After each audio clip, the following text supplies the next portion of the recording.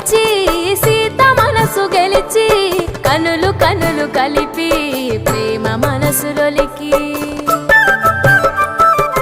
పూలవాన కురిసి నింగి నేల మురిసి ఊరు వాడ తరలి ఉత్సవాలు జరిపి సీతమ్మ సిగ్గుతో రామయ్య ప్రేమతో సీతమ్మ గుండెలో